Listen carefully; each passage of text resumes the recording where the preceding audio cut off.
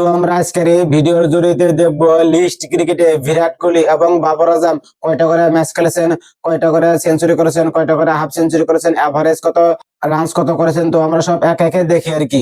Virat Kohli innings খেলেছেন 331টা, runs করেছেন 16,207, average 57.67, strike rate 93.99, 85টা হাফ সেঞ্চুরি করেছেন এবং 58টা সেঞ্চুরি করেছেন, হাইয়েস্ট স্কোর 183।